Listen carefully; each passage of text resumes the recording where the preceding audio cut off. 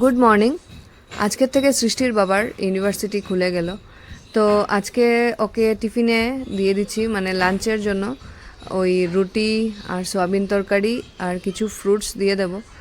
তো এইসব কিছু কিন্তু আমি বানাই নাই, ওরা বানিয়ে দিয়েছে, আমার মা বাবা সবাই মিলে সব কিছু, আমার শাশুড়ি মা সবাই ওই রান্না করে সব কাজ ওরাই করছে। আমি জাস্ট বলেছি যে আমাকে দিয়ে দাও, আমি প্যাক করে দিয়ে দেবো, তাহলে ওদেরও একটু হেল্প হয়ে যাবে। তো আমি সব কিছু প্যাক করে ওকে দিয়ে দিচ্ছি।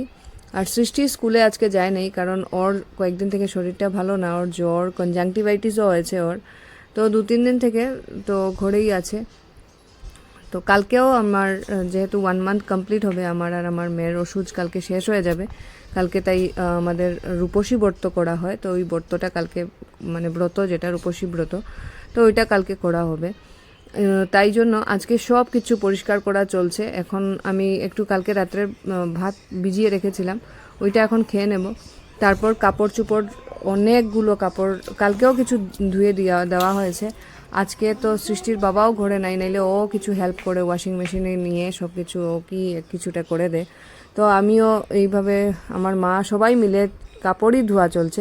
বাট আজকের ওয়েদারটা দেখো, পুরো মেঘলা ওয়েদার, কিভাবে যে কাপড় শুকাবে। কালকের কাপড়ই আজ এখন অবধি শুকায় নেই, আজকে আরও এক গামলা কাপড়, শুধু আমার নতুন বেবির এক গামলা, বাকি তো আরও রয়েছে।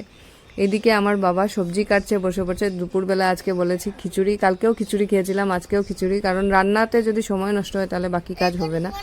আর এই সব কাজটা শেষ করে এসে এখন ওকে নিয়ে বসেছি। ওর সামার ভ্যাকেশনের অনেকগুলো হোমওয়ার্ক ছিল, আমি করাতে পারিনি ওকে। এখন ও সব এখন আজকে করেছি 3 পরের দিন 4 তারপরের দিন তারপর 4 দিনে 4 দিনে 4টা, সব এগুলো কি তোমার হলিডে হোমওয়ার্ক না? হ্যাঁ তো সবাইকে বলো, জিজ্ঞেস করো, তোমরা বলবে তো এটা সুন্দর হয়েছে নাকি সবগুলো কালার করা। বলবে তো এই সবগুলো কালার সুন্দর হয়েছে নাকি আরেকটু বাকি আছে, শুধু এটা করে নেই। এটা কে? এটা তুমি নাকি? আর এখানে আমার নাম লিখে দিবি নাকি? নাম লিখতে হবে না, আরে কোনখানে দিয়েছে নাকি? হ্যাঁ